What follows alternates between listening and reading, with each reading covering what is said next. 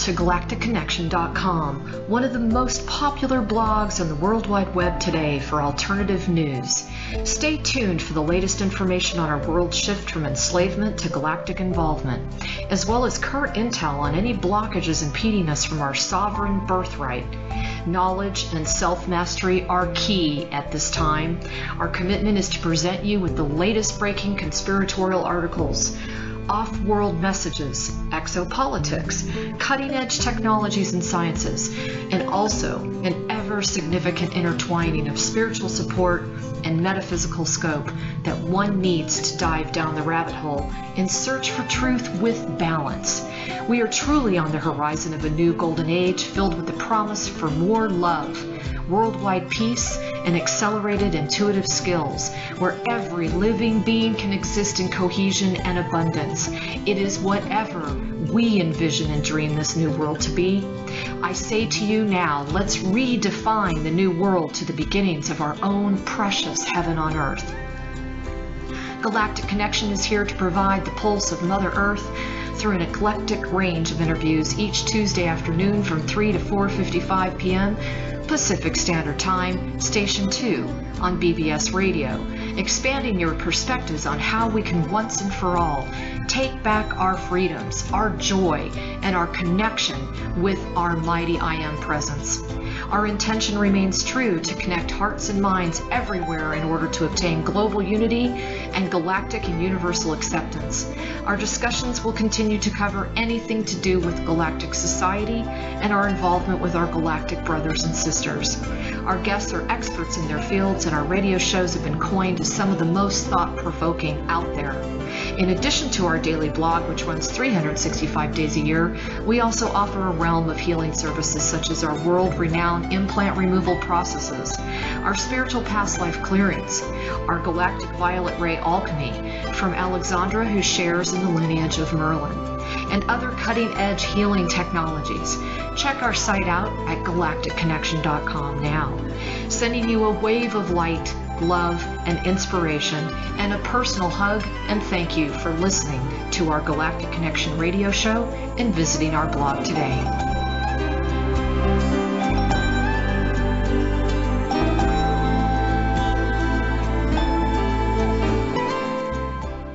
Hi everyone, this is Alexandra Meadors of GalacticConnection.com, and this is a pre-recorded interview for December 22nd, 2015. Now, as many of you know, things are really ramping up here as far as literally an Armageddon going down between the quotient of light versus the quotient of dark.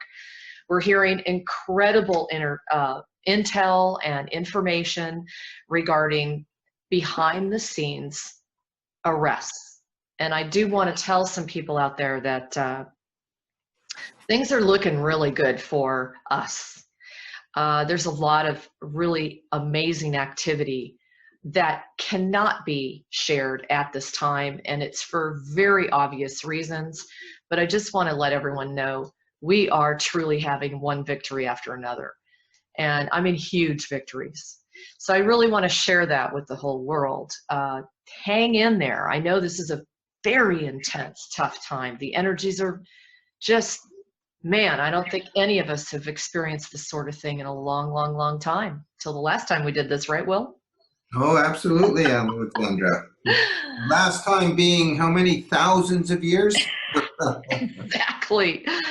So today, what I thought was so appropriate for a pre-Christmas launch is to bring Will Berlinghof back on. And Will Berlinghof represents the website of rainbow-phoenix.com.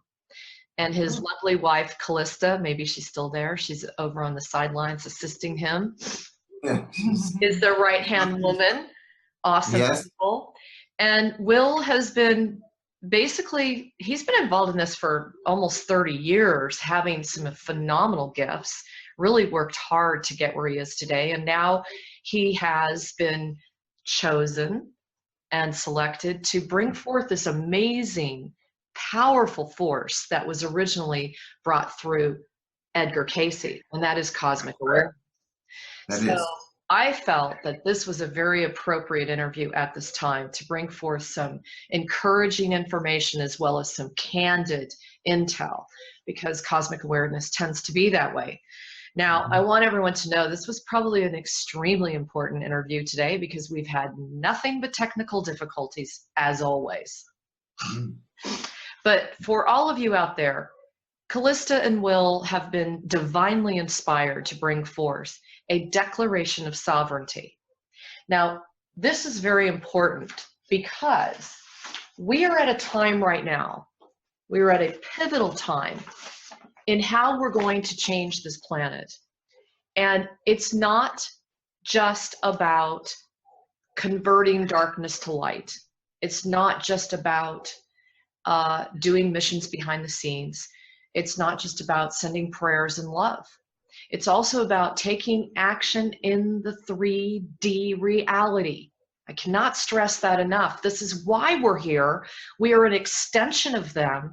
They are our brothers and sisters, and they are wanting us to act it out. Right, Will? To act it out. We must do this in the physical. It is so important. That's why they call us the boots on the ground. They're not here to take that action. We are. We are an extension of them. We are all becoming more and more aware that we are sitting at these councils, these round tables with them. Things are escalating. I think you're probably feeling it.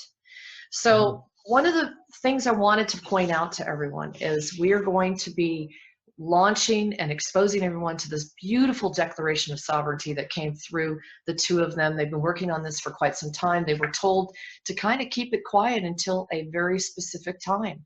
Now look at the date. Okay, this is pre-recorded on December 21st. Hello? We didn't plan that, did we, Will? We didn't think about it. But here we are. Yeah. We're at the winter solstice, and we are here launching this Declaration of Sovereignty. But I would be remiss if I did not share this with you. Now, a lot of you know that my favorite document in the entire world, basically, for freedom is the Declaration of Independence. It is one of my favorite documents. And I want to read just one little excerpt.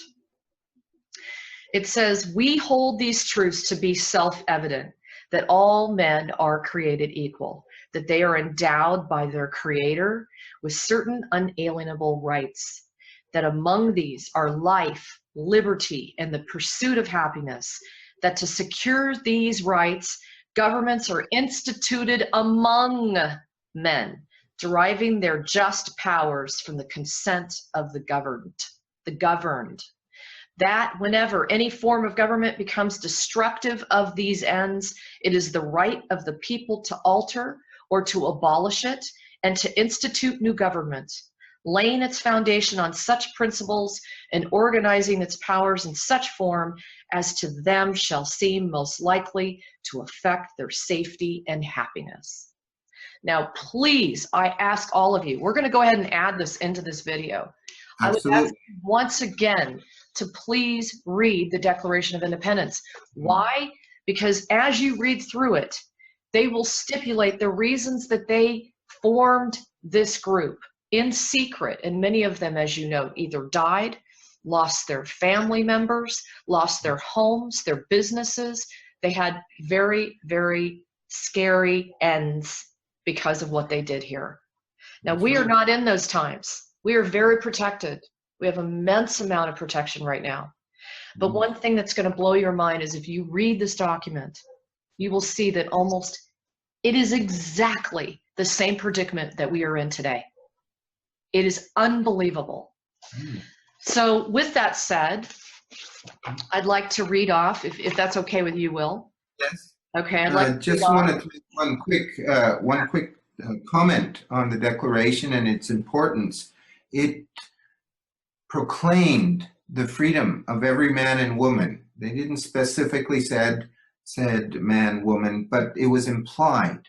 Correct. And what's important is that that is what we are returning to now. This self-declaration of our rights as human beings, women, men, children, that this is so integral to reclaiming the freedoms proclaimed in the Declaration of Independence. Right on. I feel it's such a great honor to be part of a movement that is starting up now. It's very, very true. And it's so beautifully written. Again, I want to thank Callista and Will for putting this document together. They both said that they were so moved when all of this information started flowing through them. It says the Declaration of Sovereignty and Petition for Assistance. And what you're going to do is you're going to proclaim, I, Alexandra Meadors, declare myself to be a sovereign human being. I exercise my right to request assistance from the High Council of the Central Sun and all other councils that are aligned with the Central Council that are involved with humanity and Mother Earth. As a sovereign being, I now petition the High Councils for assistance. As a member of the collective that is humanity with the rights of a sovereign being, I add my voice to the collective that is seeking to awaken at this time. I request personal assistance in my spiritual life and the journey of my earthly existence, and am open to receive such assistance from those who are here waiting to hear this request.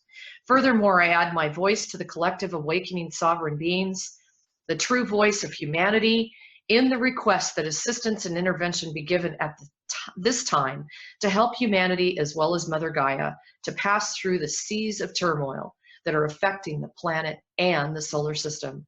I speak this in full accordance to my rights as a sovereign being, to petition those higher forces that are waiting to be of assistance to humanity, Mother Earth, and all those who are seeking to evolve unhindered into the light of divine spirit. It is so, it is so, it is so. So it is.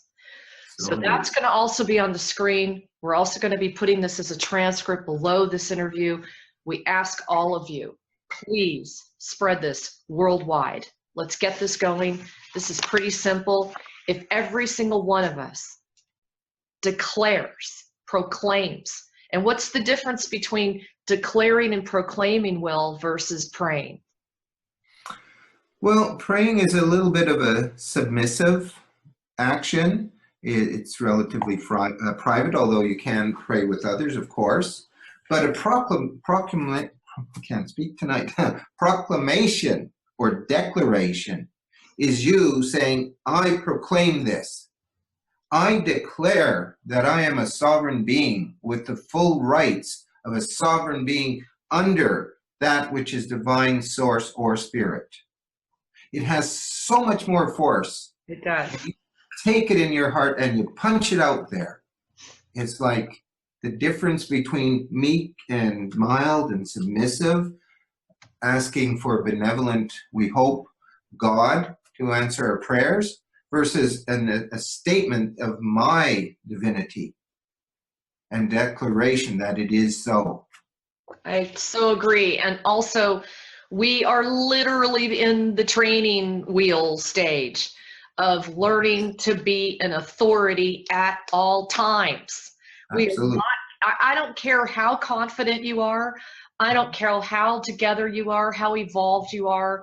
It is still a learning process. You will still recognize there are areas of your life where you have become very acquiescent and used to just taking a more submissive role. Now, I'm not saying that that's not something that's appropriate at specific times. We are really being called out to step fully into an authoritative position of our own being. Absolutely. Yes, yes. And then we discover that absolute being, that is our being, is part of a greater whole. Expansive. It just keeps going and going. But if you don't start here and now, how does that ever get out there? That's such a good point. That's a really good point. Now, Will, tell everybody, please, how did this all come about? It's a very interesting story. Well, it came about with Callista and I 6 weeks ago, just sitting and having our morning cuppa. For those who aren't English background, cuppa is a cup of tea, although I have a cup of coffee. And we're just sitting outside on the patio, enjoying the nice weather here in Australia, and just started talking. Yeah, cheers, I've got water.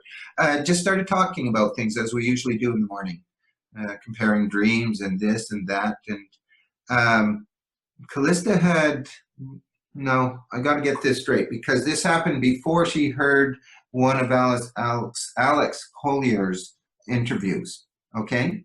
And we were just talking about things, and I had, years and years ago, thought it of extreme importance to put out some kind of request for help. Now, this happened in 2008, I think it was, and a kind of petition was put out at that time, but it went nowhere, didn't do anything. But it's like I felt it's important that we let them know that we are asking help. We're not relying on our government as the interveners with the extraterrestrials. We want to take a stand on this. And so Callista and I were talking about it, and that's where it was born at that time, about 6 weeks ago. And we mentioned it on one of our teleconferences. We have a monthly teleconference over Rainbow Phoenix. And it was mentioned that we are going to be putting together this petition and this declaration. And then about 3 weeks after that, so about 3 weeks ago, that's when the petition actually came out. Callista had already done a kind of overview, and we worked on that. But the petition itself basically came out in one go. It just went. Amazing. And you knew when it's like that, you just know it's divinely guided. That's right. That's right. And as you said earlier, it was guided that we be a little bit quiet about it for the very reasons we've already been experiencing today of interference. And then we also realized it had to be delivered on the solstice. It being here today, summer solstice, not the winter, but the winter is extremely important too. So we have both hemispheres. We have the globe here. This is a whole event. It's not just on one side of the world or the other. It's the whole thing. And that's, of course, what's so important here is that we are participating as a collective and as a whole. That's beautiful. So how do you see this tying in with the last revolution, say, in the United States? How do you see the American Revolution? Well, I think when all men are pressed against the wall, and they see their rights starting to be downtrodden, they see their liberties disappearing. I think there's something in the human fabric of being that starts to say, no more, enough.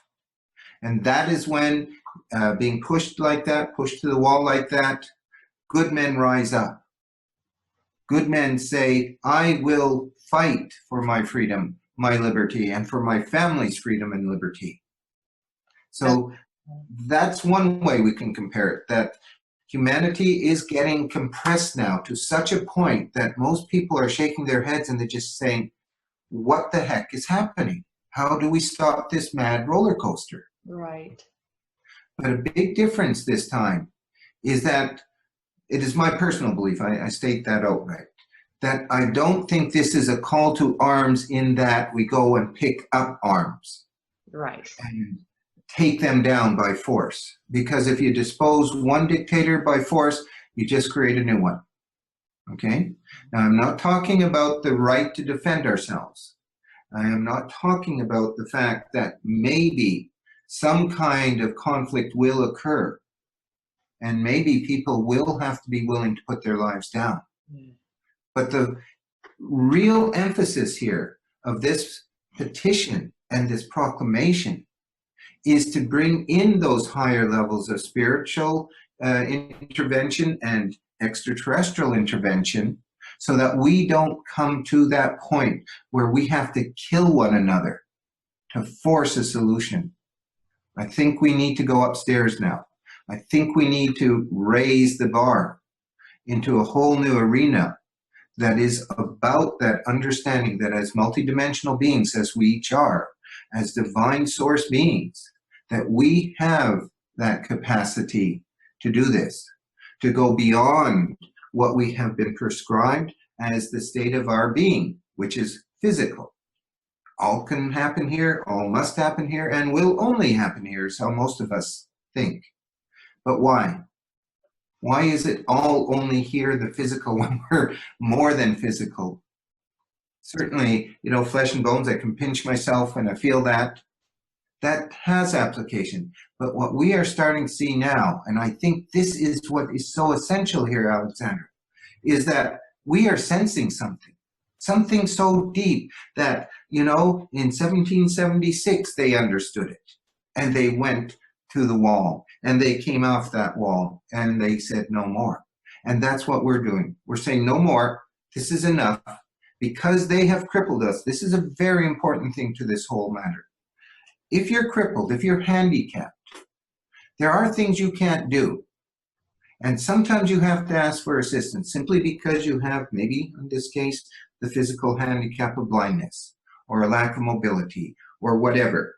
And one who comes to this situation, not as a natural beginning right from the beginning of their lives, but for some event, an accident or whatever, they lose their sight, they lose their mobility or whatever, they have to learn, a person has to learn how to ask for help and how to receive it, because we think we can't ask for help. Now you lay on that all kinds of mental programs to ensure you don't ask the right people for help, and you get that it's a much, much deeper situation here. But basically humanity has been crippled. We have been disabled.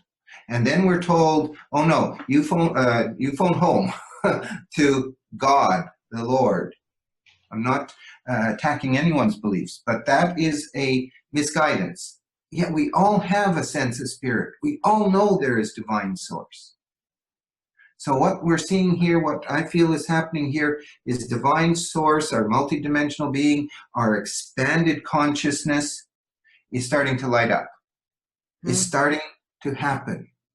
This especially since that non-event of 2012. I'm talking December 21st, 2012.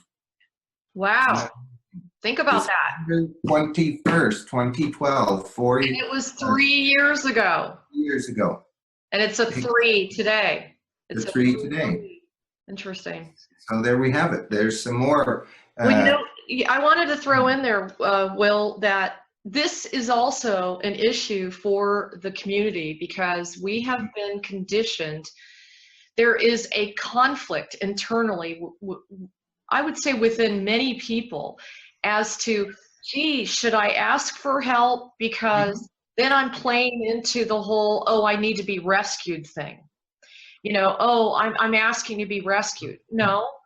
I mean, if you realize that, like Will is saying, that you don't have all the tools to be able to free yourself from a particular circumstance, are you going to ask for help? Absolutely. In fact, we are supposed to be helping one another. You know, I talk to healers all day long where it is one thing, it's very important for us to take personal care of our own auric field, our own bodies, our own protective shields and that sort of thing. But you know, sometimes when you're just not doing well, you need help from another fellow healer, or you need help from somebody who has a completely different perspective. Because don't ever forget, I can be the best healer on the planet, but I'm not going to necessarily receive the encodements or the enlightenment or the experience of someone else. And the same applies here. We have this internal conflict that if we ask for help, number one, we're submissing ourselves. You know, we're basically saying, oh, well, I can't do it. You know, I'm just incapable, so I'm just going to have to ask for help. That's one conflict. And the other one I feel is that we've read so much information that this is part of the whole rescue operation. So I'd like to throw that out to you, Will, if you can comment on that. Absolutely. That is a very essential point. Never once in our contemplation of this declaration, this petition, did Callista and I ever consider this a plea to be rescued. That would be the antithesis of what we are asking for. Because if you are asking for someone else to do it, you haven't reached a place of self-awareness and understanding, because that is what's needed here. We don't want the ETs to come rescuing us, because we need to fix the problem ourselves. Yeah. We are the humans who it is our task and our responsibility to take charge of this planet and to fix it. However, that does not mean we can't ask for assistance. If that same disabled person, I was using an example of disabled persons, if a person who is unable to do something insists they must do it, they will not accept any other help. They may eventually get it done, but it will be with great difficulty and pain and suffering. That's good on one level, but the point I'm trying to make here is if you're disabled, it isn't a submission to your disability. It is an understanding and recognition where we have been disabled, where we are not capable or competent to deal with something, but we have someone here that can help us. Not do it for us, not rescue us, but can help us do that action. And that's all we are really asking here is come down, assist us. Expose maybe some of the liars and pretenders, the deceivers, if that's part of it. I don't know. I'm not saying specifically it will be this and it must be that, and here's what else we want. I'm just asking for assistance. We're asking for assistance. That's what this petition is about. And so therefore, this isn't about being rescued at all. The other point that's very important, and it is mentioned in the petition, is they have been watching and observing and waiting. Yes. Humanity to reach that point where they are self-aware to a degree, enough are self-aware to a degree, that when that voice and that command goes out there, now we can come in, because now we have been invited by those who have reached that point of self-awareness. And then this is representative of the collective of humanity. And that's really what this is about, I feel. Beautiful. And on top of that, I really think that we're being called to recognize our authority as individuals that are unified in a desire, in a intended resolution, okay? And that does not mean we all have to do this proclamation at the exact same time, at the exact same hour, at the exact same frequency. I really want to address that too, Will, is I'm not a proponent of mass meditations. No. I know beyond a shadow of a doubt that when you have a mass meditation, their technology is capable and always, just about, captures that information, that energetic frequency, create vortexes around the planet, and using it, unfortunately, for their own disgusting desires. That's absolutely correct. That's called an egregore. And the powers that be, or the powers that were, as I like to call them, the powers that be have known this forever. The Catholic Church has known it forever. That is why at any moment, somewhere on this planet, somewhere, a Catholic Mass is being read. Okay? Somewhere. Because they understand the egregore. So when two or more gathered in my name, they have the capacity, and it is not technical devices they use to capture this. They tune into it through their black arts, okay?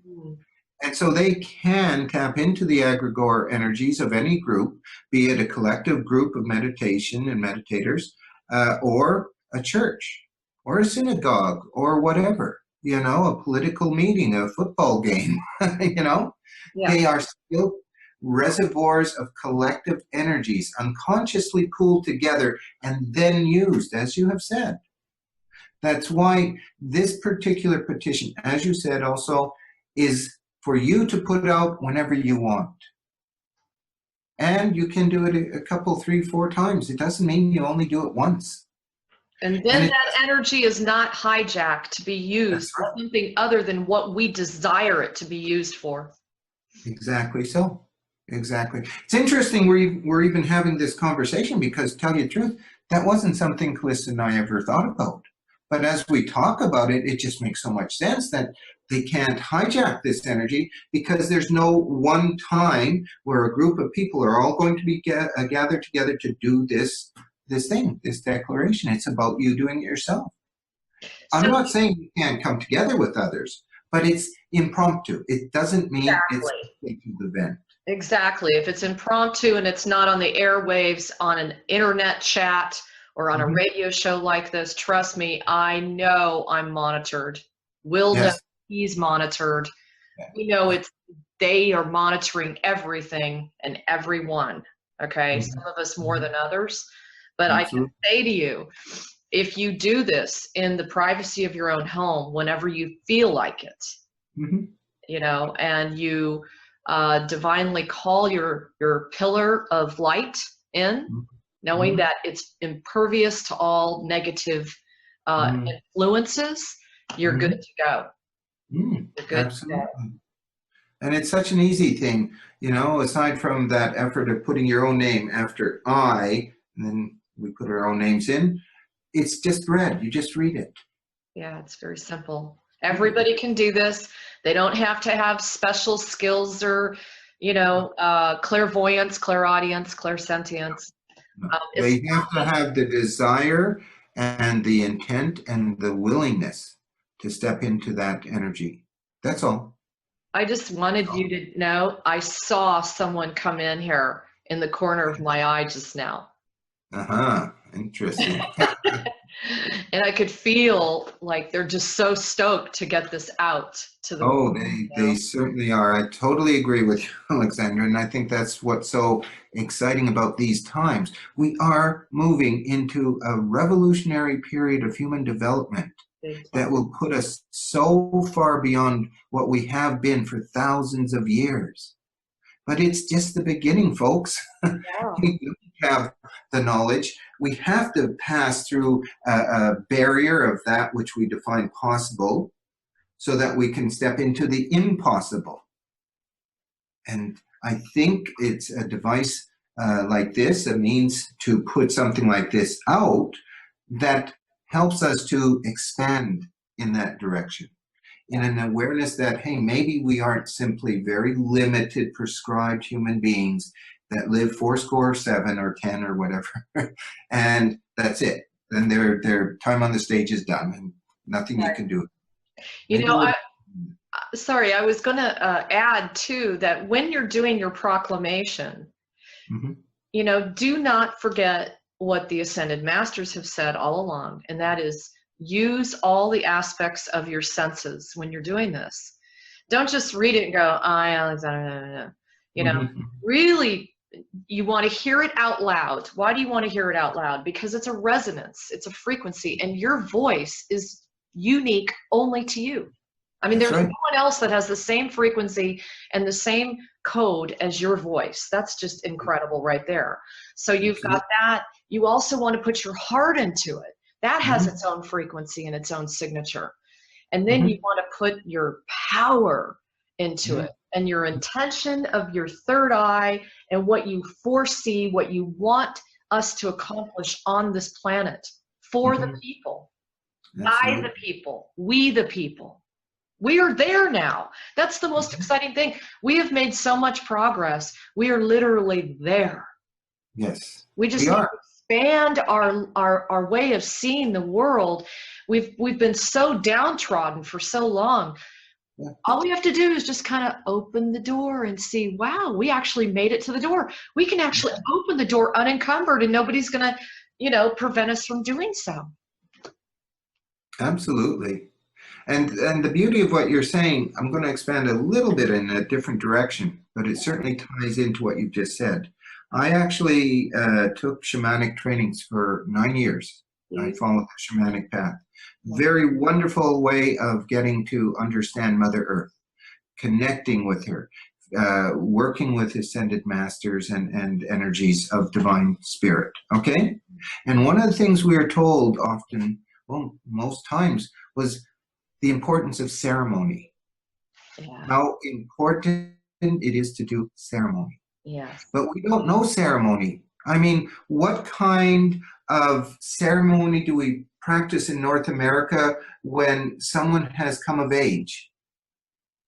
You know, in Canada, and I think it's very much in the States too, That usually meant the prom or the graduation prom and going out and getting drunk, and that was a rite of passage for coming of age. Okay, but they used to have the time to celebrate that in their community, in their family. The individual was recognized as an adult, and they stepped into that responsibility then of an adult.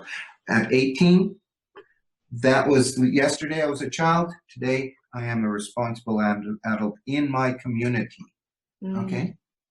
Now I'm deviating a bit, but it's all important to understand we are part of a huge community of spirit and of humanity, the collective of humanity. And when we understand how to access that through ceremony, then ceremony becomes relevant to us again. And it isn't ceremony that is dogmatic or ritualistic or institutionalized. It is that which is spontaneous, that which comes in the moment. Therefore, if when someone wants to do this petition or the declaration, they can light their candles. They can put in an incense stick and light it, or sage. Sage is great stuff, okay? Or they can go out for a walk and speak it to Mother Earth. Yeah. They don't have to stay in the house to do it. That might be another person's way. But find your own personal expression of it, because then you will be doing personal ceremony. And you will be putting yourself back in connection with the divine order, with the human collective, and with Mother Earth or Gaia. Thank you for saying that, because we constantly talk about unification. We're always relating to unifying, and all of us being one. Yes. Where we forget is that oneness does not ever mean we lose our own individuality and our own precious, beautiful, unique gifts. Every one of you, I say to you, whatever ceremony you do, I mean, it could be in your car, singing from the top of your lungs. Absolutely. Okay. Yeah. But you're adding that beautiful resonance and frequency from you that I could never do. That's and right. This is what they love. They love that. It's like listening. I'm in total perpetual goosebumps. It's like a perpetual angelic choir to them when we all get into our own thing. We have been duped to believe that we have to be like Susie Jones over there, who is just the hottest ceremonialist and is the greatest clairvoyant on the planet. We've been duped to believe that if we don't do it that way, then it's not going to work or it's not going to be as powerful. That is not true. Every one of you brings we need every one of you. Can't do it without you. Can't. Each and every one is a divine individual signature. A signature in that cosmic scheme of things. And it is the mosaic that comes together of all these individual signatures that creates the full picture or the full mosaic. And you take one piece out and you're going to know there's a little piece missing there. Yeah, that's beautiful. And thank you for bringing up the word signature, because what we're asking each one of you to do today is to really make your mark via a signature, whether it's electronic or not, it doesn't matter. It's still making the mark, making the oath, making the pledge, making the alliance with this proclamation, with this declaration of sovereignty. And I want everyone, keep in mind, send your name in to the following email address. It's going to be Will, W-I-L-L, .Berlinghof, B-E-R-L-I-N-G-H-O-F, only one F, at bigpond.com. And we will have that on the screen. Send your names in. We're going to add them to this video. Okay? I think some of you are aware there was another video that came out called We Are One. And they are absolutely convinced that this was divinely guided from extraterrestrials. You could feel it. There was a resonance about it. Well, we're going to be doing the same thing here. What we want to do here is really root this in the video, showing the whole world, even if we have to update it, we will, but showing the whole world how many of you really commit to this idea, to this manifestation, and also realizing we are truly at the verge and we do need to ask for assistance. Absolutely. We really have no idea what we've got ourselves into. That's right. You know what I mean? We've been working so hard for so long to try to balance the quotient of darkness to light. We've done so much work. What are we going to do once it's there? We have a lot of things to do. We have a lot of ideas and we have a lot of knowledge and we have a lot of plans of what we want to implement. We still need help. Absolutely. I mean, a child, when it's starting to walk, doesn't need you coming and holding its hand and leading it along. But a child knows that if the mother or father is just there and it teeters, someone's going to be there to catch him. Yeah. Someone's going to be there to help them. But they don't need you. The child does not need you to walk them. Very good point. Yeah. So that's what we are. We are taking our first faltering steps. And there are the hands of those out there who are there, reached out, ready to assist us. Yeah. But they have to see the child take the steps first. And then they know the child is ready. Now we can teach him. Now we can train him to run or to do whatever. Okay? You know, Will, the other thing that's screaming at me right now is we have been in training. We've been preparing for this moment. Yeah. Anybody who's listening to this interview, you're already ready. On the plane, you've been ready for a long time, but you're really ready to roll. That's right. And who is going to train the other gazillions of people on the planet? It's us. That's right. We're going to be teaching, educating, training, supplying guidance and direction. You know, every one of us has a little piece of that pie. Every single one of us is going to be doing something. And there are millions of us who are just waiting. How many times have I heard my clients ask me, what am I here for? What's my purpose? And it's like what you just said. You're here to help when the time is needed, the time is right, the many that will start to awaken because they will need people to teach them. Yeah. They will need people to show them. Okay? And who better to show them than those that were the trailblazers that went through the toughest part of it.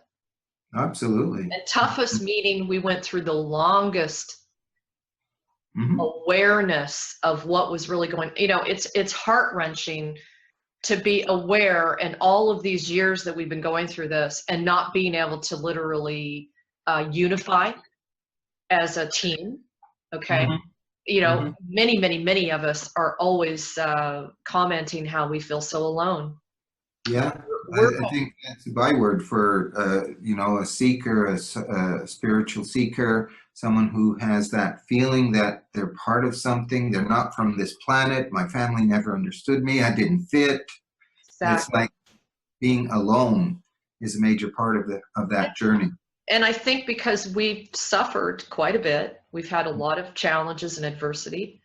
I think we're able to create a new slate to learn from that's not nearly that complicated or that difficult for those that are going to be coming on board. That's right. Pretty exciting stuff here. Absolutely. Now, Alexandra, I just wanted to mention, you mentioned people sign their names, throw it in the email box, send it to us, and we are fully supportive of that. That's very exciting for us. Callista tonight already had the experience when she put the petition on earlier, because we're putting it anywhere. And this is something I'm going to say right now. Anyone who feels inclined to send it to someone, another site, friends, whatever, please share it. Yeah. This is also meant to be shared. We're putting it out here on your site, Galactic Connections and everything. It's on our site, Rainbow Phoenix. And Callista shared it with the Avalon site of Bill Ryan. okay? And she's very active on that site. And people are signing their names and putting it out there and saying, I, Joseph, whoever, declare. They're already doing it. And it's like, that's great. That's wonderful. That just puts something extra into it. A new dimension is added to it. But I want to emphasize, if someone does not want to do that, make it a public statement.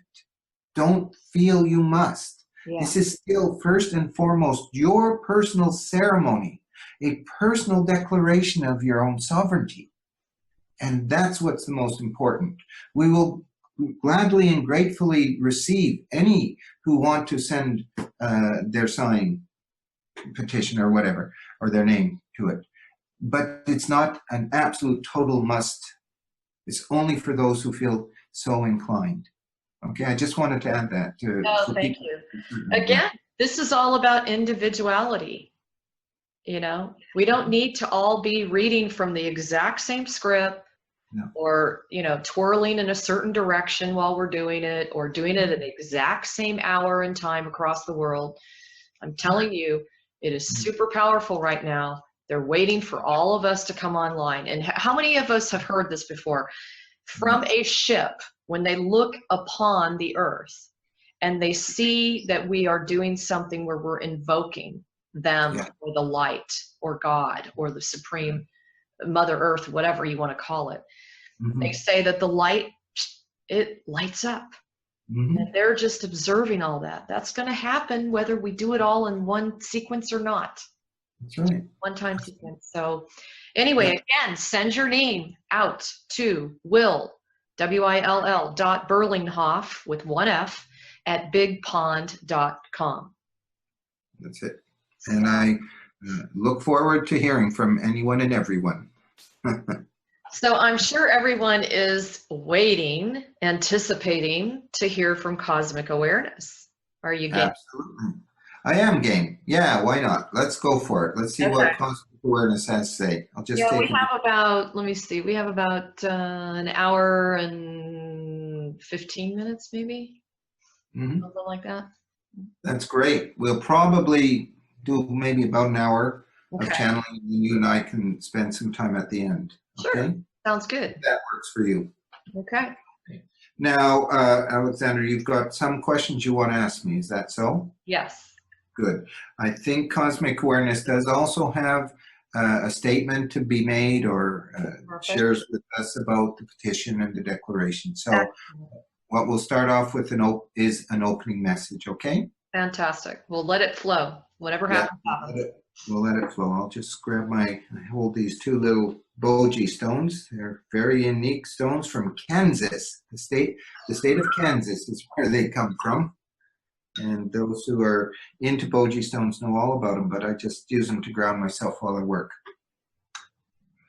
Okay, just give me a moment. I'm going to just go within. I've already done a kind of preliminary connection, so I'm just going to reconnect, and then Cosmic Awareness will be available, all right? Sounds good.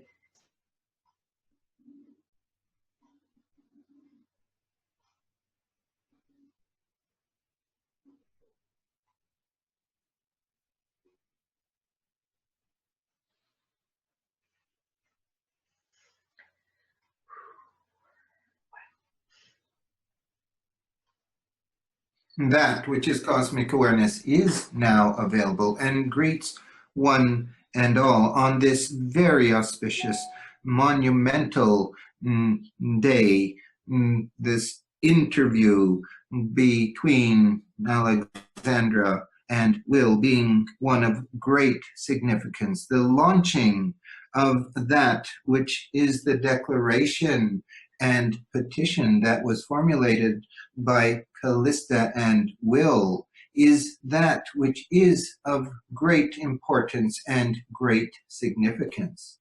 Not only this one document, for it is a seed that is being planted here in this document, but because it has come at a time where humanity has reached a new plateau and is ready to take action, especially because of world events, and especially because of the fear and terror that is being put out there, the extreme hopelessness that many are feeling, that this awareness does acknowledge this. But it must also be understood that source, that which is divine source, that which is called many names, all that is, great spirit, Godhead, but that which this awareness chooses to call divine source is indeed very involved in the evolutionary process of humanity, of bringing humanity forward at this time, so that humanity can take that evolutionary leap of faith, that quantum step into their greater being and their greater knowing of who and what they are. That you are all spiritual beings. You are all aspects of divine source that comes through from that source of your own being, that which is your collective soul. Having said this, that there has been that which could be called an experiment in consciousness that has been underway for approximately 250,000 years, and there have been variations on the theme. And that humankind at one time was much more highly evolved than it is now. And that when this experiment in consciousness was introduced, those who wished at that time to be part of that experiment continued to have incarnations onto that which is planet Earth, Mother Earth. But that experiment, which was basically about a separation from spirit, a loss of our awareness, your awareness, into that which was the greater expanded being, that this experiment was one that has run to its conclusion and is at its conclusion. That this means that those who have had power for so long, who controlled from that which is loosely called the dark side, in shadow, in smoke, that these ones are coming to their end as well. All of this as an explanation and an understanding that this is that time when this experiment is ending, that experiment in consciousness that has been underway for so long. But it must also be understood that this is not an ending that is sharp and clean. It is not like the door that was once closed is suddenly opened, although there is indeed elements of this opening to the higher powers. What this awareness is saying here is that this process is an extended process. It has taken thousands of years in actuality to get here, now, to this time and to this place. And that what is happening in terms of the opening to the higher conscious awareness is that which is happening with great speed. The acceleration of time that so many are feeling at this time, at this moment, is part of that which is the acceleration that is underway. And that this event that has now happened, this proclamation, this declaration of one's sovereignty and one's autonomy, is all part of that which has been a process long underway that has finally come to this bend in the road that is now shooting off in another direction. And it is the divine right of each and every human being to be part of the journey that is underway now, the new experience and experiment in consciousness being one of self-awareness, of awareness of one's higher nature and their true connection to divine source. This awareness also wishes to say that the petition that Will and Callista have put out and worked on is not the only type of document that is making the rounds at this time. For it is seen that there are certainly others that have also been voicing things, voicing this desire to ask for assistance. Therefore, understand that there are many sources that are speaking of this. This particular petition is an important one. It will cement others to it, and this becomes a collective movement.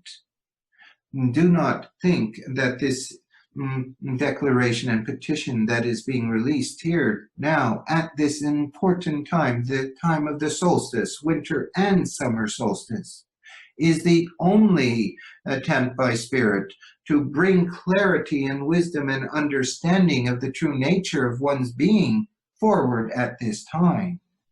It is simply that which is the actions of two who are very devoted and committed to helping consciousness, human consciousness, Mother Earth's consciousness move forward at this time. And that you will begin to see how this has ripples and how there are many other seeds also that have been planted that are beginning to sprout. That you will begin to see it as a grassroots movement. And it will be so overwhelming that none can stop it. For there is nothing greater, as the famous Margaret Mead once said, than an idea whose time has come. And that this is not only an idea to engage and indulge humans who are feeling perhaps hopeless at this time. It is the effort and intent of Spirit itself, divine source itself, to bring to completion that experiment that was thousands of years in the making and that is now coming undone. That this awareness welcomes all who will partake in this ceremony, this personal ceremony. This is a true gift given at this special time of the year, the solstice and, of course, Christmas. It is the light coming back into the darkness, just as the winter solstice represents. And as that light, that's the light to other sources coming in to be added to that one light, then a blaze will be created. And many will feel the heat and see the light and know that the light of divine source and Spirit has finally returned back to humanity, because humanity has taken the step and chosen to walk towards the light. Wow, beautiful. Thank you for that. Now, can you tell us, Cosmic Awareness, what is the difference between this world age, the end of this world age, versus perhaps the last, say, 4 other world ages? The major difference is that this world age is to take humanity into the airs, into the higher consciousness, that other endings of the ages were for the physical, the mental, the emotional. But this is that which moves it into the consciousness or the air energies. And that is Spirit. That is what makes this different than the other epochs or ages and what they would have been about. Interesting. There's been a lot of conversation as to how many times we've done this sort of mission before. I would ask you, do you have any comments on that? This is indeed something that is speculated, and there are those who say indeed this has happened before. Humanity has come to this point before. And the common consensus is 7 times previously. But does it really matter? No, I guess not, but I like asking a lot of questions. Then this is fine, of course. But what does matter is that this time is the time, if you wish it to be, hold it to be. And that is then all that matters. The other timelines where there were attempts to break through that barrier, that veil that exists, that these times were simply practice sessions, if you will, attempts to get to know the ground and the game, so that finally, when it is the right time, this time, that this effort will be met with success.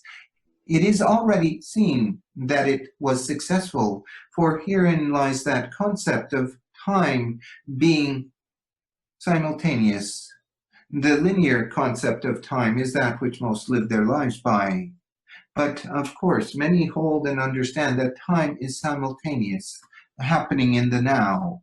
And therefore, in the now of the future, it is already known that in this time, at this time, that they who desired it, they who wished it, you who wish it, made the effort and found the key and came through the seas of turmoil and found safe passage into the future. Therefore, even though there may have been 6, 7, or 100 attempts to break through the barriers, this is the one that matters most, for it is the one that, if you hold it and energize it, is the one that was successful. So in the other 6 occasions, was it the same sort of decree by God, as we've heard? Was that decree given in those 6 occasions, or is it true that this was the divinely timed occasion and ultimately slated to be the successful time and era and epoch? That this awareness can say the other 7 attempts, using 7 as the number of attempts, were unsuccessful, did not reach this stage, did not reach this point where a cry went out, both to acknowledge oneself as a sovereign being, an individual, autonomous in the eyes of the divine, that this has never been so proclaimed in exactly this way, nor then adding the voice to the collective of other sovereign beings who are also voicing their right to ask for assistance. And there also is an alignment with Mother Gaia herself. Understand that most of this that this proclamation is about is self-awareness and discovery, and then also to understand one's alignment to Mother Earth, the sentient being that hosts mankind. Mankind, womankind, this awareness should say.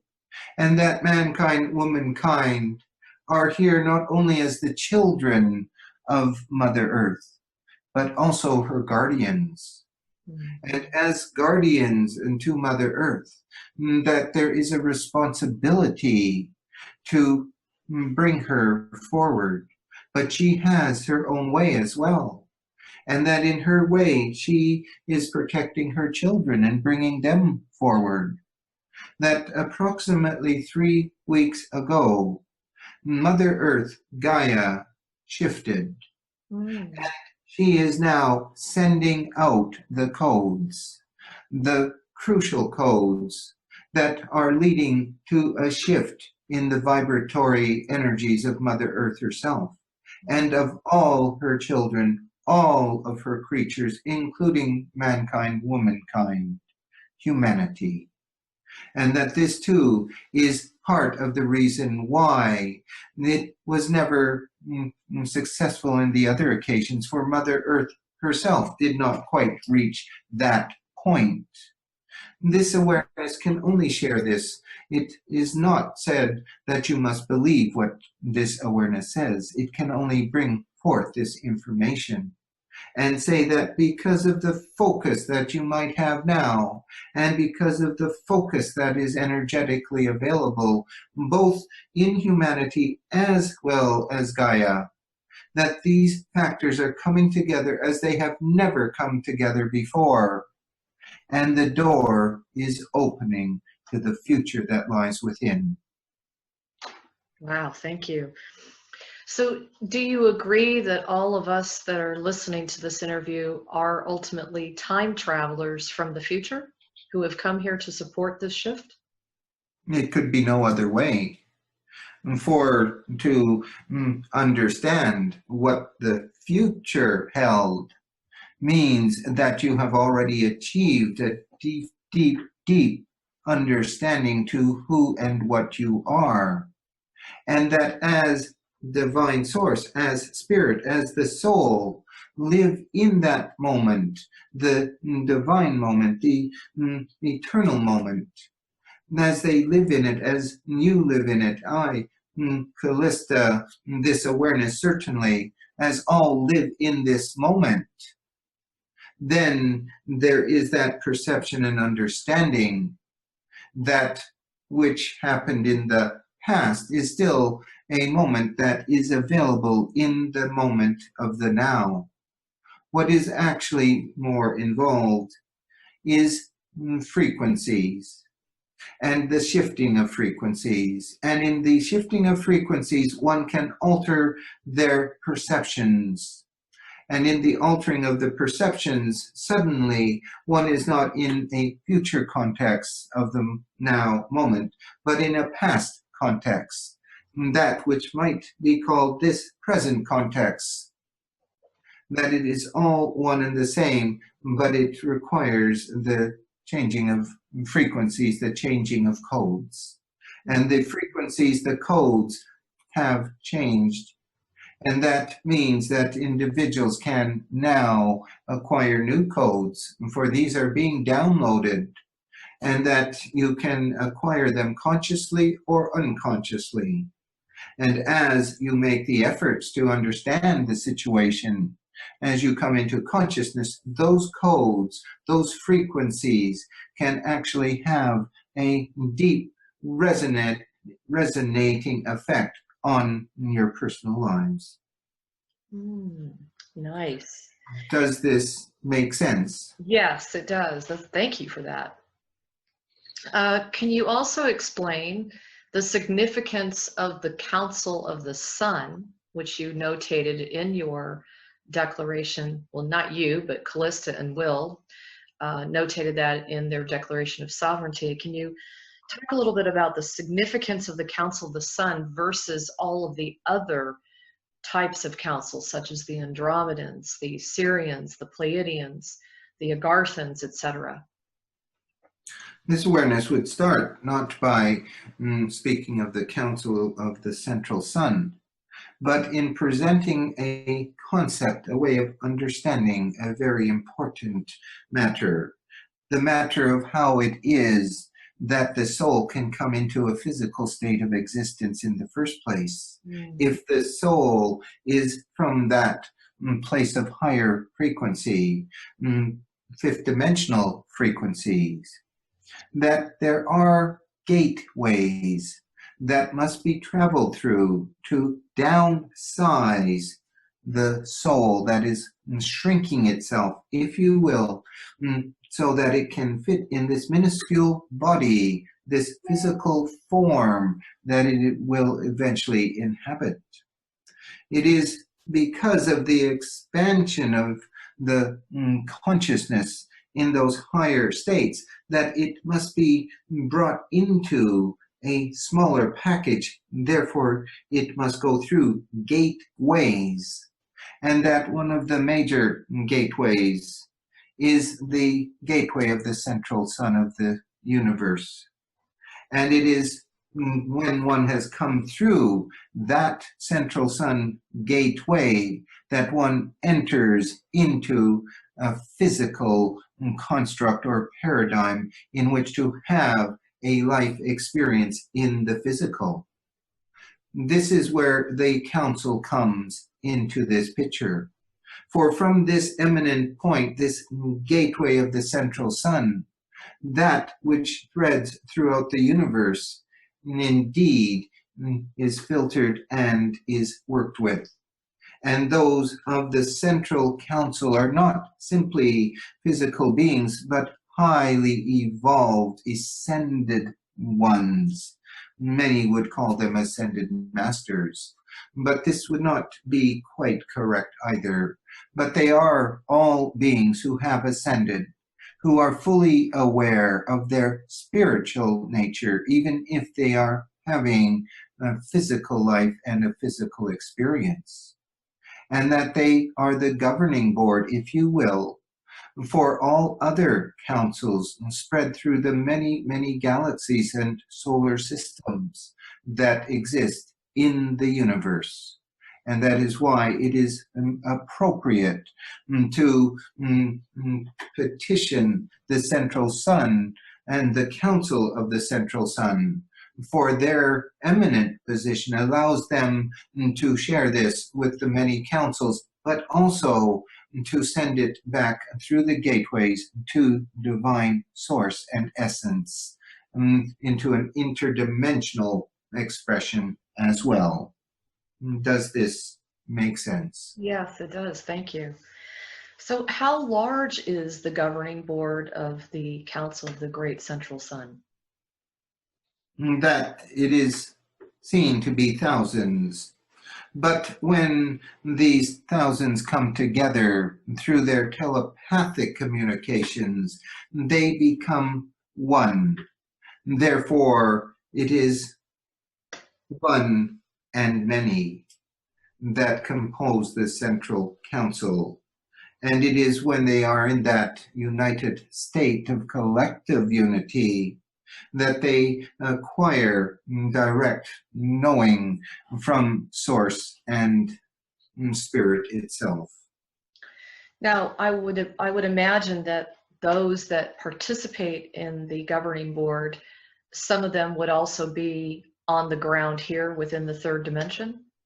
Very much so. Okay. That those who are the boots on the ground are ones who have been involved in humanity and the development of humanity right from the beginning. This does not mean that every single one here who is volunteering to be involved in the evolutionary process has spent all lifetimes, for they have spent lifetimes on other planets in other galaxies as well.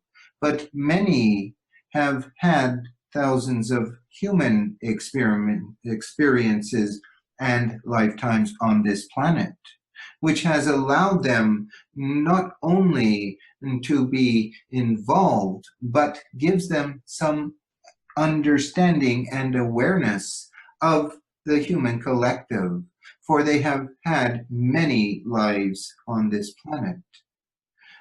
The most important thing, however, is to understand that all who are here at this time have chosen to be here. No one has ever been forced to be part of this wonderful or crazy experiment, depending on your point of view. And no one can be born, since what is involved is the downward spiral into the physical through the 7 gateways already mentioned by this awareness. And therefore, even though that there are many who hold that a child can be born by accident, it is indeed not so. No child on this planet has ever been born by accident. There has always been intent and purpose behind this.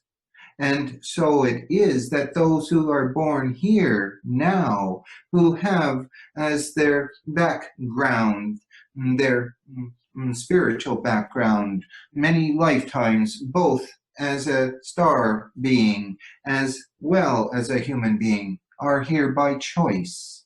And even though this awareness hears the many who have said so often they would rather never come back, would never choose to be born a human, that in some ways that this is a misunderstanding of their purpose.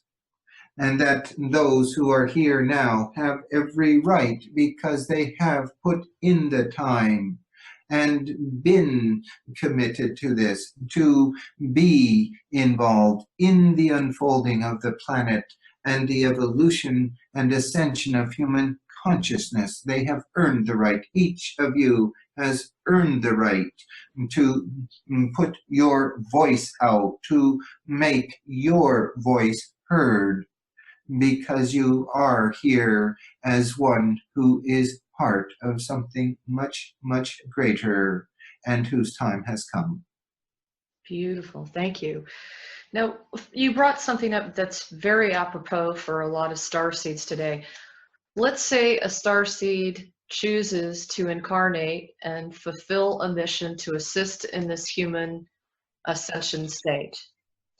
What if they arrive here, as you said, through the gateways, and they decide that they don't want to stay in this sort of mission? Do they have the option, or is it true that we are entrapped once we've landed in this reality?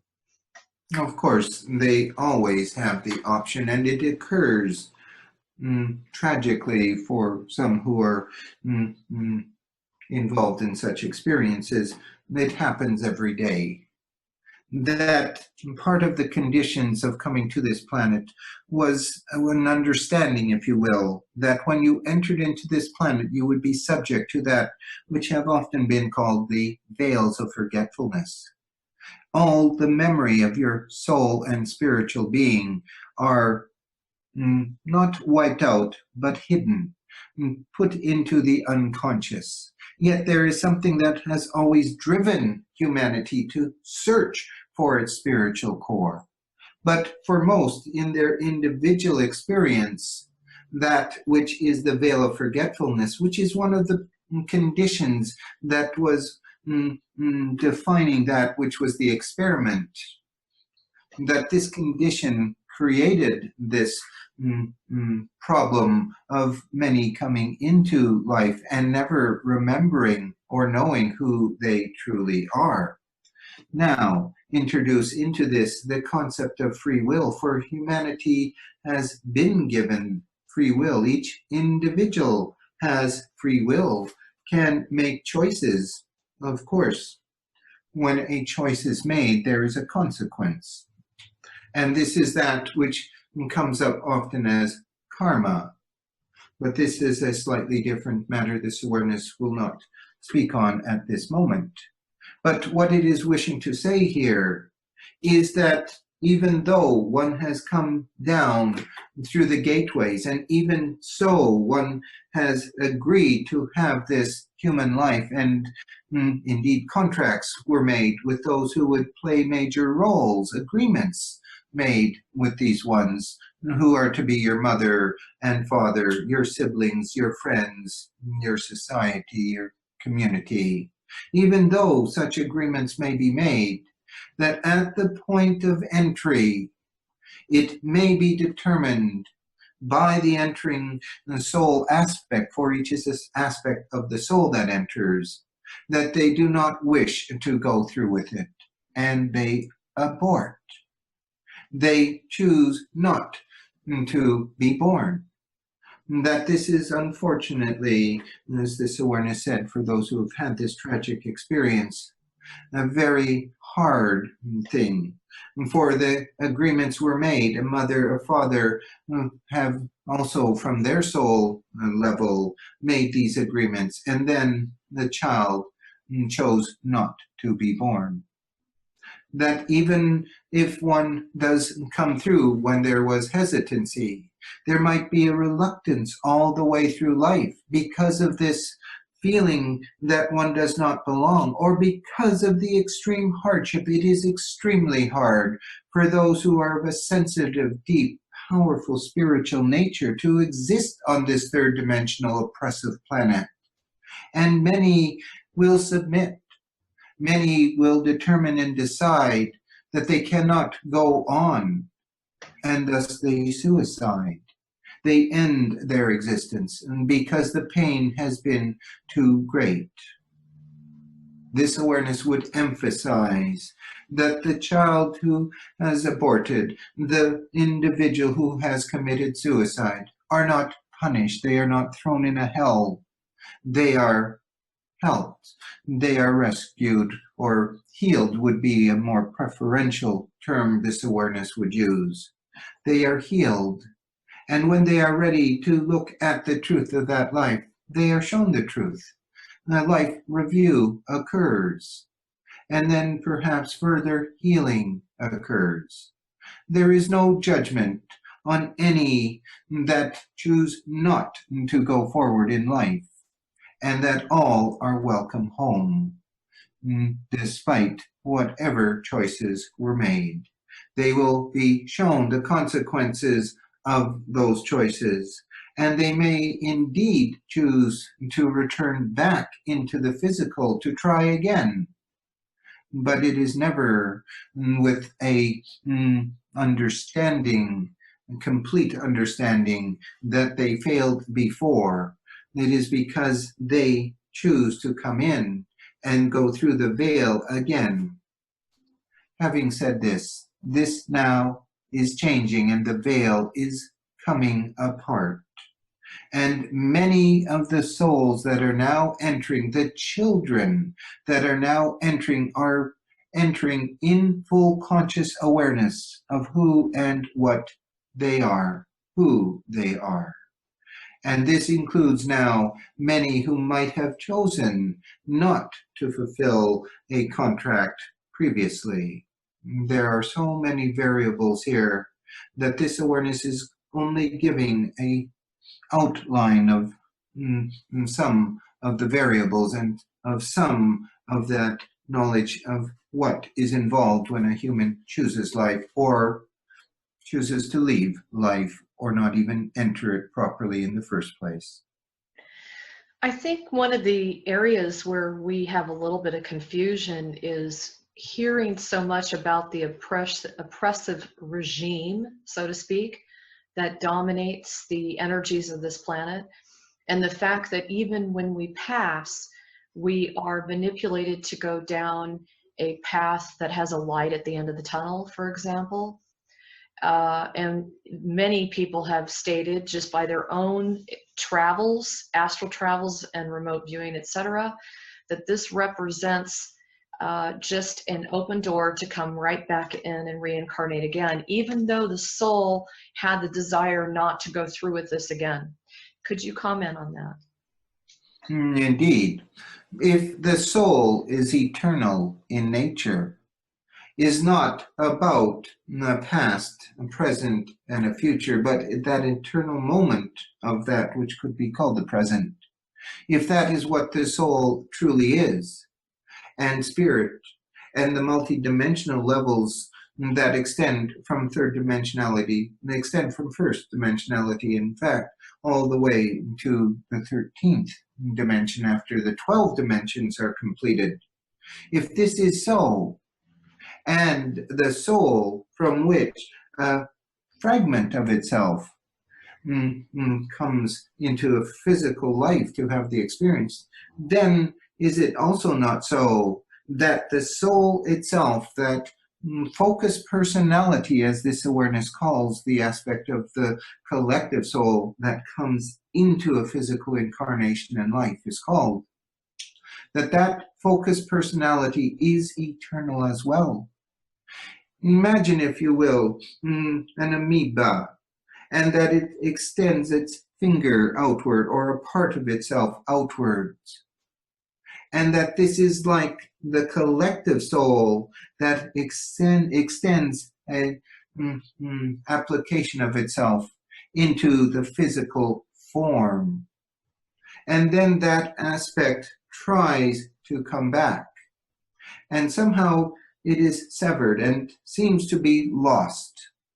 Yet there are still lines of force that connect to that part of the soul that seems to be lost. And those lines of force will always attempt to draw back the soul fragment that seems to have been lost, until finally it is accomplished and this fragment of the soul does return and engages again in the collective of the soul.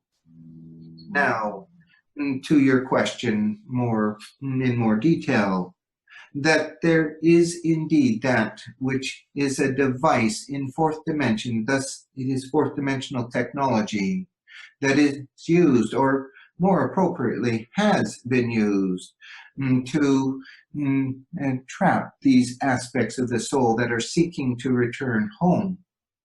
And there is deceit and device of ones who are in the fourth dimension who capture these returning soul aspects, these focused personalities, and they convince them to go into the light. It is not by accident that there have been many films and other materials of late over the last 50 or so years that have emphasized this light, this tunnel of light. They have taken a truth, but they have corrupted it. And thus it is so that many of the returning soul fragments or aspects can be fragmented from the soul and return back into human bodies. But what must be understood is these lines that still connect that soul, and to understand that it does not matter to an eternal being that lives only in the now, whether that which was the original intent of the soul aspect, to live one life or to wind up living 5, that aspect will eventually be returned back into the collective of the soul, returned to it. Thus it is that this device that has been used, that has recycled some soul aspects, eventually cannot stop the soul that has awoken and states it will not participate any longer in such a deception, and that when one has that intent and focus to return to the true home of spirit, their soul, then no device of the white light can stop this from happening.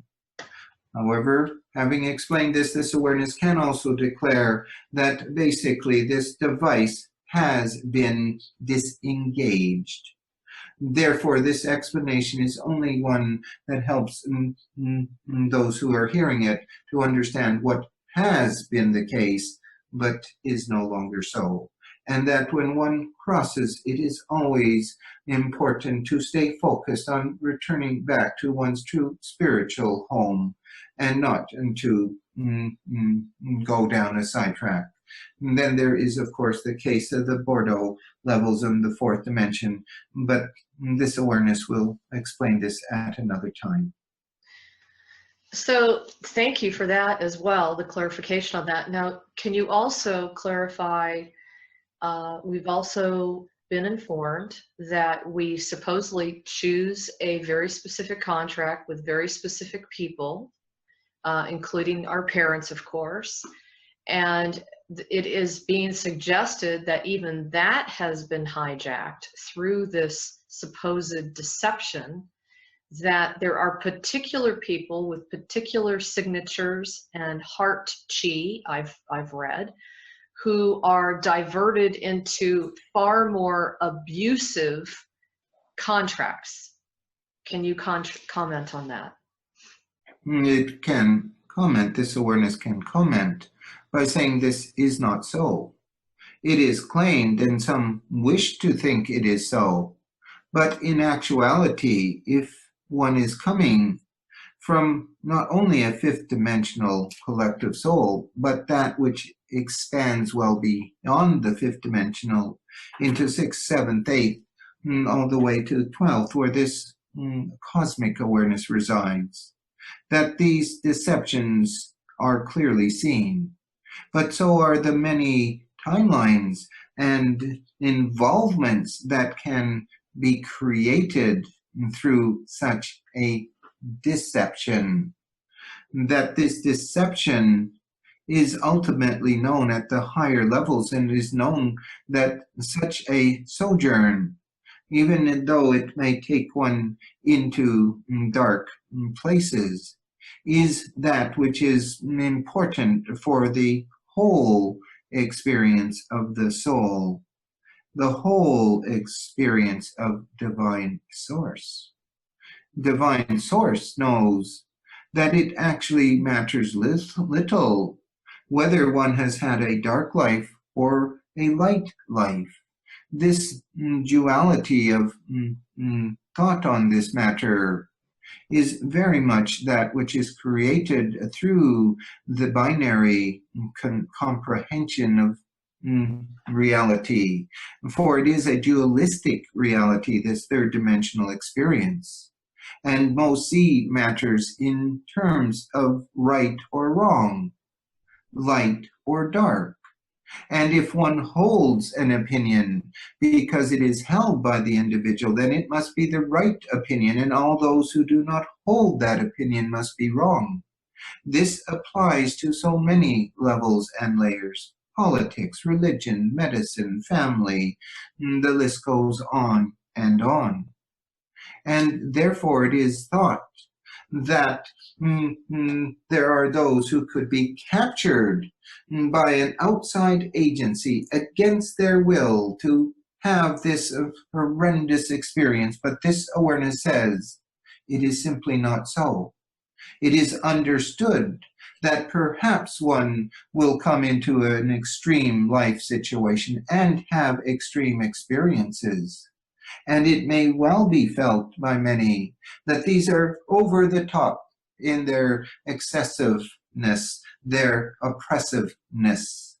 But this awareness says that the soul knows eventually that which was the extension of itself will return, complete with all the experiences. And from that level of a unity consciousness, a oneness consciousness, it is understood that these horrendous experiences that those on earth may be judging from that dualistic binary level as good or bad will not be seen in this way at the higher levels of consciousness, which sees the wholeness of the experience and the many levels of it as well. Wow. So is it also true that there are many that incarnate here that they came here specifically to represent a group consciousness from their own star system? This is so, but it has not allowed to be understood. It is only in the last 30 years or so that this is beginning to open up. And there are ones who are now starting to realize that they are not from this planet, but they are on another level. Because as the choice was made to have the human experience, this qualifies those star beings to participate in this extremely important time and this extremely important quantum leap into higher consciousness. But many do feel that they do not belong. This awareness would assure all that if you are here, you belong because you have chosen to be here. Thank you. Now, it has also been suggested that because there has been so much work done to try to balance the radical difference between the darkness and the light within this polarity consciousness, because there's been such an immense effort put out there by those that work for the light, that it is almost a warning that it could become imbalanced as well. What is your comment on that? If one were seeking the light and held that the light was the greatest and the most important of all, then they might deny the night. If those who were seeking spiritual enlightenment and illumination held that only sunlight was that which would be best, and darkness could be banned and destroyed and sent packing, then they would create a situation where Mother Gaia would suffer terribly, for she needs the dark and the light, the night and the day. But if those who were proclaiming the sun and light as the only true way it should be had their way, then they might indeed destroy humanity. They might indeed destroy the planet because of their insistence that there be 24/7 light all of the time. It must be comprehended and understood that the darkness is part of the continuum of experience that includes the light as well. That because of the peculiar polarized way of living life, that which is a dualistic understanding, which offers the right and wrong, and that each who holds their opinion is right in their minds and the others are wrong, that creates the real difficulty here on the planet. And that is why it is important to exceed this dualistic, this polarized, this binary way of thinking, to add a new strain, to add a new level of conscious awareness to the binary, so that it is trinary, for humans are trinary beings, not binary beings. They have the high self, they have the middle self, they have the low self. There are different words to describe this, the id, the ego, the superego. But the point that this awareness is saying is that humans are trinary beings, not binary, and yet they have been forced into a mold of their binary, dualistic, polarized expressions that they hold to be normal and right. That from the point of unity consciousness, it is not that one is right and one is wrong, but rather both are simply experiences. And this concept that is held by so many of a heaven and a hell where judgment takes place suits the binary perception and the dualistic understanding, but it is not the way of it. For if one is a trinary being and can see a unity of experience as the wholeness of life, the wholeness of experience, then one develops a different way of living. That the example of a coin that this awareness has so often used in the past is appropriate at this time. Imagine, if you will, a coin, one side painted black, the other white, that this is dualism, that this coin represents either black or white, and one is supposed to choose one or the other. But imagine, if you will, that you take the coin and flick it, send it spinning. No longer is the coin two-sided. It becomes a three-dimensional sphere-like shape, and this awareness asks any to see and choose the white side versus the black side as the coin is spinning. There is no white or black, no right or wrong. There is only the spinning coin, and that this spinning coin involves both the white and the black, both the sides of the coin, as it has become something different, existing no longer simply in a third-dimensional reality, but exceeding it and showing itself in a form that transcends third dimensionality. It is the true example of unity consciousness, that when one or the other is presented, realize it is neither, it is both, and then spin the coin to prove it. Wow. Now, also, I think that there's a very large realization that's coming out within the community that it is no longer the days of the old to either eradicate or annihilate or even send the darkest of beings to perhaps their second death. What is being posed is that we recognize they have been in this game as well. They have been brought in doing what they thought was right as well. There's been programming as well for them. There's been mind control as well for them. And therefore, the moment that we provide them the option to either turn to the light or turn to the truth, I should say, I'm hearing many of them are going. And I wanted you to comment perhaps on that as far as the dark beings.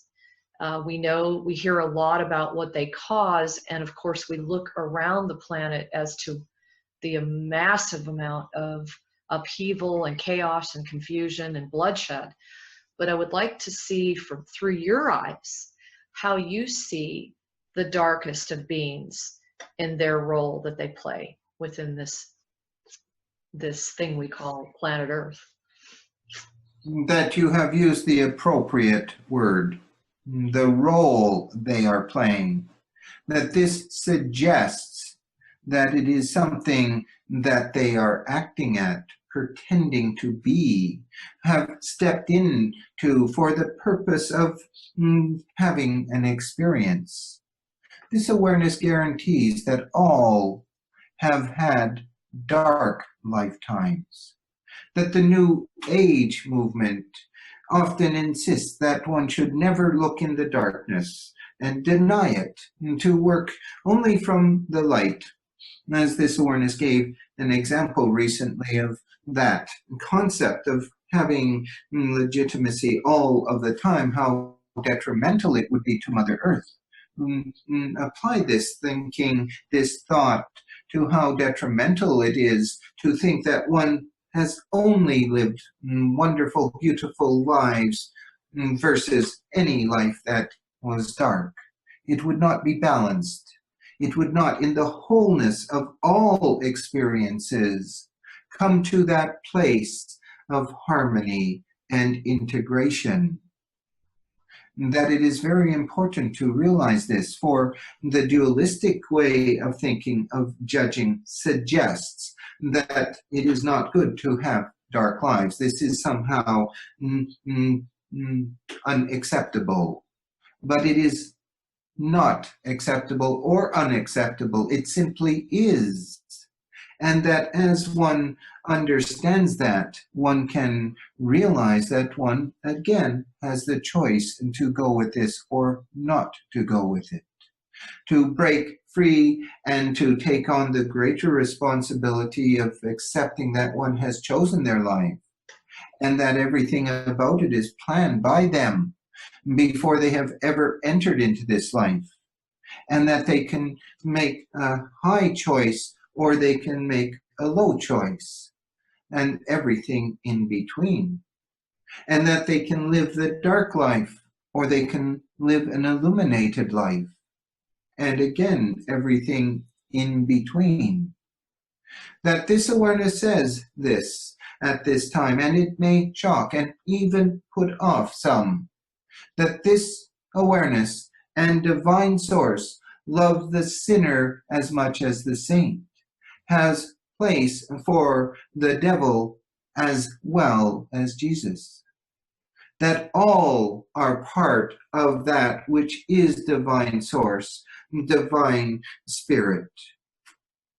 Divine source makes no distinction if a being, an expression of spirit, has spent hundreds of lifetimes in the darkness when it knows that being has also spent thousands of lifetimes in the light. And that it is part of its overall experiencing of the everything and the all. It does not judge a human because they had a bad life. It has place in its heart for those who have oppressed and tortured and raped and murdered, just as it has place in its heart for those who have given and been of service and been inspirational and lived a good life.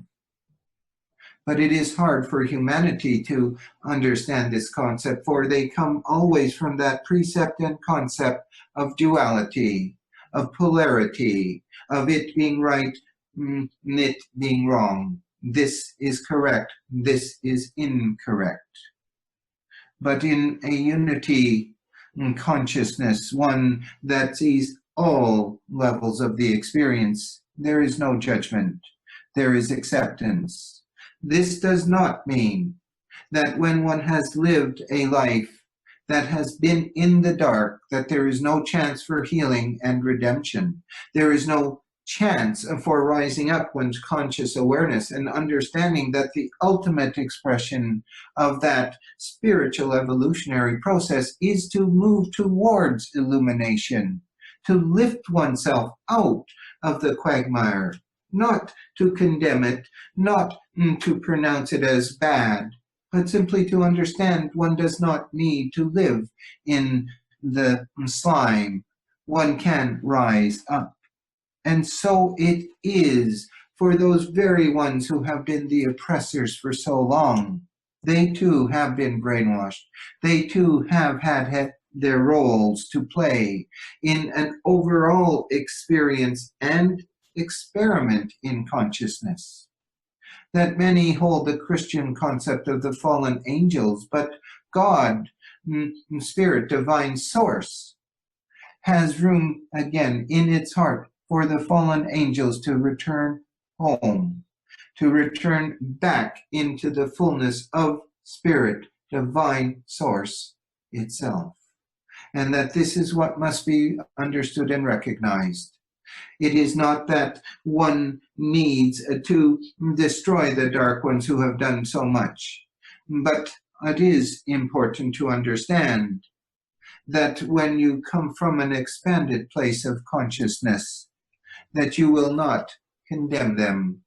They may not be tolerated any longer. The role they have been playing may be finished and playing itself out.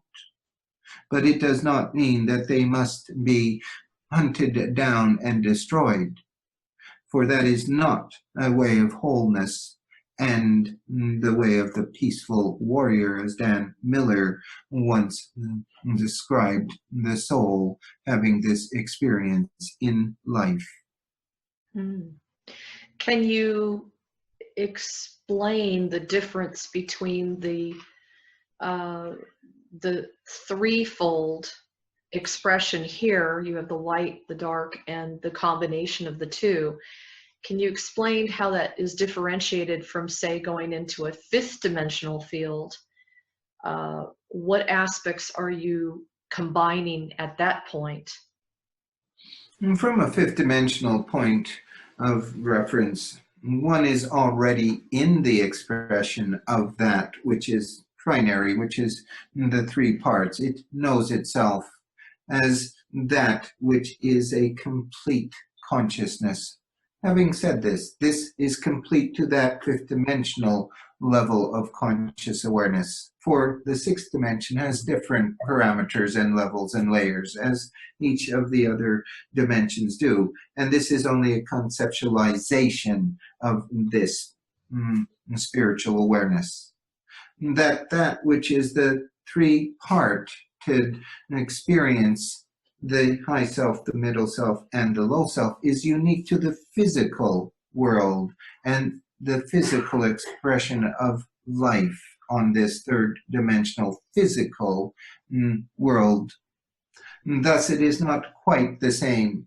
For in the fifth dimension, that which is the high self is already combined with the low self, which is then combined with the middle self. And that the high self, middle self, low self become a unified consciousness. Then that this too is then part of a collective. It is different on this physical plane where one is in a body. Thus there is that which is the lower self or the subconscious that works the body and creates the interface with all things three-dimensional, and that the middle self is that which comes and goes. It is in the body during the day experience and can depart, does depart at night. And then there is the consistency of the high self, which is always a spiritual, incorporeal expression of that being, of that aspect, the focus aspect of the soul. But it is like the gateway to the soul and is always open. Does this answer your question? Yeah, I think the only other question I would have regarding that would be, once you have shifted into the fifth dimensional field, they say that this is a very unique transformation process, an ascension process, because we are taking our bodies with us, our physical bodies with us. Can you comment on that? It is possible to take the physical along, but it will not be lived in the same way as it is lived in the physical experience. For a fifth dimensional reality is not a third dimensional reality. What is more appropriate to understand is that when one has ascended to a fifth dimensional state of consciousness, that one can disassemble the physical body and it goes into storage, if you will. This is simply a way of explaining this matter. And is not worn. It is a suit, after all, that spirit, spiritual consciousness inhabits. Just as the body puts on clothing on the body, so it is that the spirit source, the focus personality of the soul, puts on the body during its exchange in a physical reality and takes that body off when it leaves at night. For each does leave at night. Each individual at some point must go out of the body and have an experience in the fourth, fifth dimensions, but returns in the morning or when awakened back into the physical body. Most do not remember these sojourns, do not remember the dreams. It does not mean it does not happen. It is simply that they do not remember them. Having said this, the understanding that one is not just the body, that one is a spiritual essence that has chosen to be born, to have the experiences, will help one begin to understand how they may also be able to exceed the physical reality that they think is a permanent one and that they must suffer through because they have no other choice. There is always choice. As to your question, again, the one that comes to mind, if you will, of one who dematerialized his body is the entity commonly known as Jesus, the Christed One, and how he appeared before the disciples and even allowed them to touch the wound in his side to affirm that he was real. Doubting Thomas being the one who doubted, of course, or so it is presented. But the point is that many are doubting Thomases. Many need to touch the flesh, to probe the wound, to convince themselves this body is real. But it is still only a holographic projection. And that holographic projection can be collapsed. And as that which is the spiritual essence, that which is the incarnate of the individual, the soul's expression, as it leaves the body, it returns into a non-physical state. The common experience, for it is the agreement made to have this life experience, is that when one permanently leaves the body, that the connection to the body, that which is often called the silver cord, is severed. And while the spiritual component is free to return back to its spiritual source and its soul, collective soul family, the body that was inhabited decays and returns back into the elements of Mother Earth, ashes to ashes, dust to dust. But that which is the understanding of the fifth dimensional, one who has acquired this knowing can collapse the physical body, can store it in an energy field, if you will, and can use that body if and when from that fifth dimensional level it chooses to come back into third dimensional reality, just as the one known as Jesus is alleged to have done to prove to his disciples that he was not dead. It is in actuality his reconstitution of the physical to use while it is having a third dimensional reality experience that occurred there and can occur again for those who would wish that experience. But the physical body is not taken back into fifth dimensionality. Is this clear? Yes, it is. Thank you. And I'm going to ask you one other last question because I know we're getting close to the hour mark. And that is it your perception that Mother Earth is the mother of all planets and all people? It is not so much this awareness's perception as a conception of fact. And that the fact here is that Mother Earth, Gaia, is much more than she seems to be to most. Most, of course, think of her as inanimate and simply that which is lived upon, and that the superior will of mankind can force its will upon Mother Earth. Of course, womankind might have something different to say about this matter. This being what it is, the concept that Mother Earth or Gaia is simply this planet is not completely understood or comprehended, because Mother Earth herself is sentient. Mother Earth herself is part of a collective. All planets are sentient beings, part of a collective soul that is at a planetary level. You and all humans are having a centenary,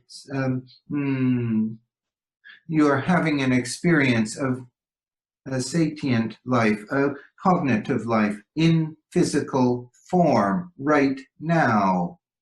And it is limited in a way to understanding the experience from the point of view of a physical human being. It is harder to understand that rocks have sentience, that the plants, the trees, all are sentient, all have consciousness. For the normal term of sentience is that which can interact with someone, show intelligence, have some form of awareness of self. And it is felt by most that a rock has no awareness of itself. It is, after all, just a rock. But it is still composed of the same atoms and molecules and elements that the human body is composed of. It is composed of Mother Earth herself. And her sentience abides in the body of the rock, or the mountain, or the seas, or the dolphins, or the eagles, or the humans. She is in all, and all are part of her. She is a sentient being who is part of a collective consciousness. And in that understanding, one can see that perhaps she has also had past lives. Perhaps her history includes something that most never have stopped to consider, that she has hosted human life from the very beginning, and that humanity perhaps started on her and went into the galaxies and towards the center. And yet this is also part of the role of other beings in her collective, other planets that hosted life, where life flourished.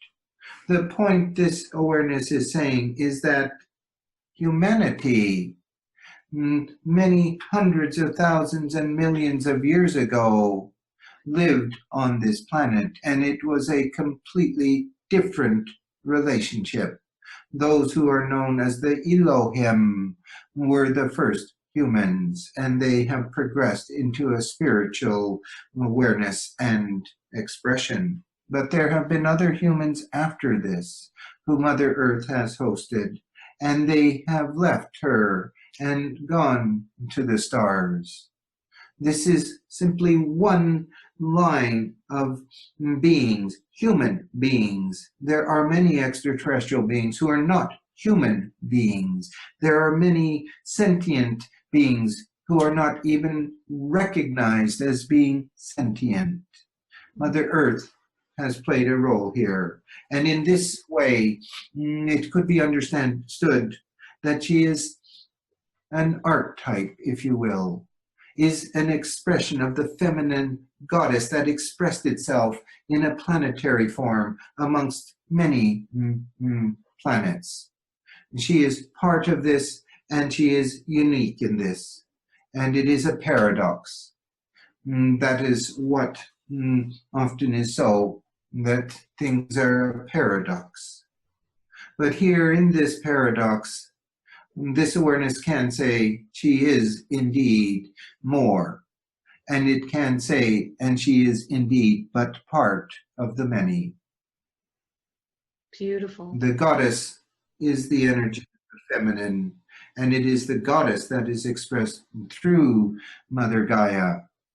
But the masculine is also there within her, and within this higher complexion.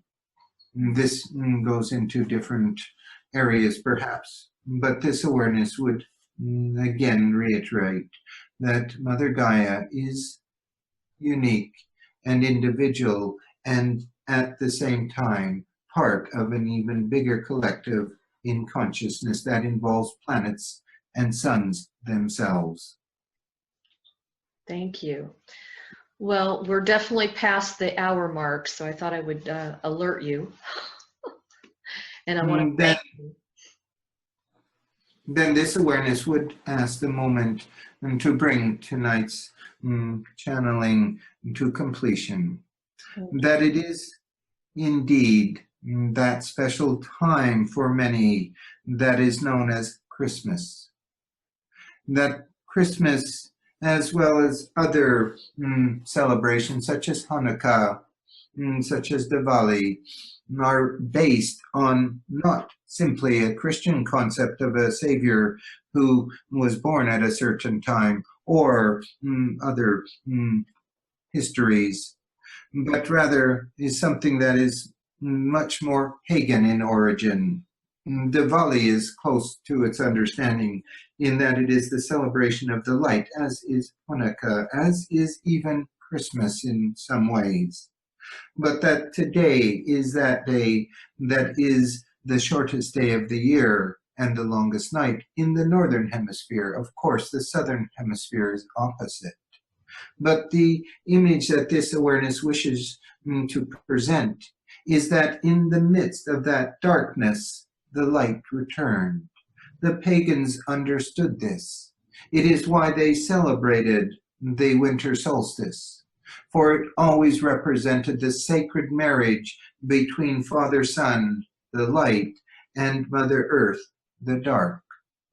And that when the sacred lovemaking occurred, that the spark of Father, Star, or Sun, or Spirit was given to Mother, Mother Earth.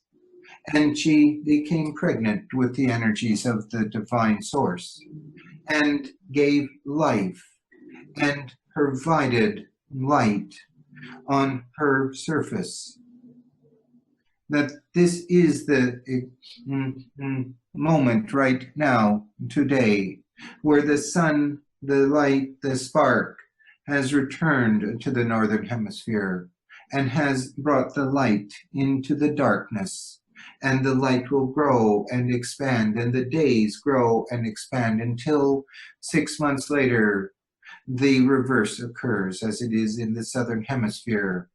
Today, while it is the longest day, also marks the beginning of the return of the cycle to the winter solstice.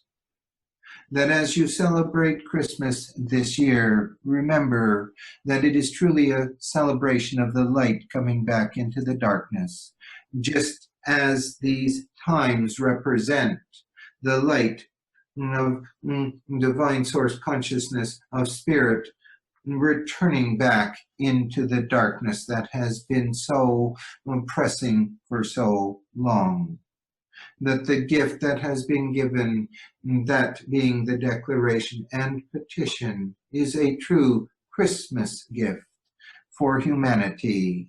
And it is one of many that are starting to come forward. Many are starting to understand and appreciate that the light must return, for the darkness alone can be oppressive and destructive, just as the light alone at the physical level can also be so. That even though Christmas lies in Capricorn, it takes into it the energies today of Sagittarius, the divine archer, who shoots his arrows of light at the moon, at the sun, and up into the heavens. Be the archer. Set your target high. Send your arrows to it, to the sun, to the moon, to the heavens. And know that they will be received. Know that you will be heard. And know that the light will return to light your way in the darkness. Thank you. That this awareness is complete at this time. It is done. It is so. This awareness salutes the God, the light within you. That this awareness sends its light, its love, and its blessings to one and all. Namaste. Namaste, and so it is.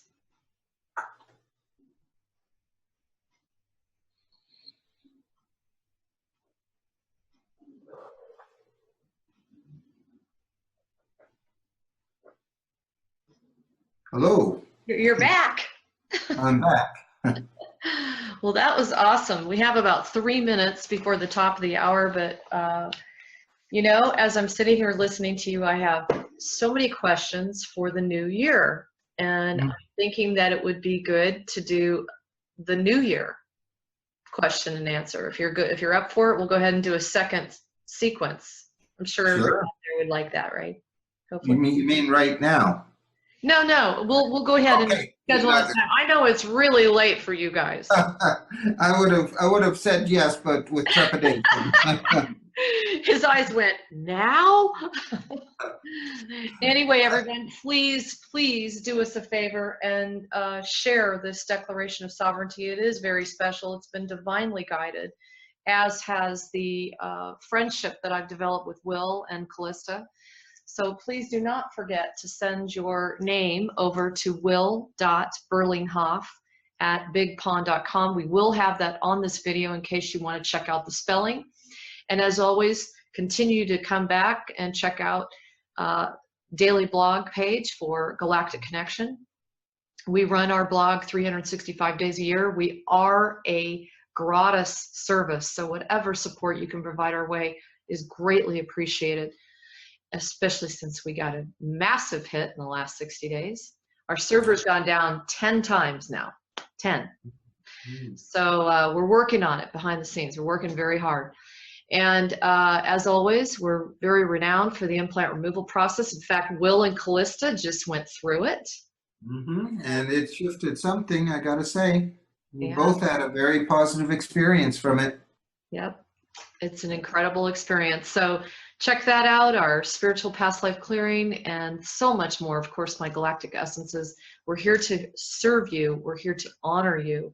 We're here to do whatever we can to assist you to become fully in your authority and mastery now. Remember, you're sovereign beings. Yes, we are sovereign beings. We must become an enactment of that.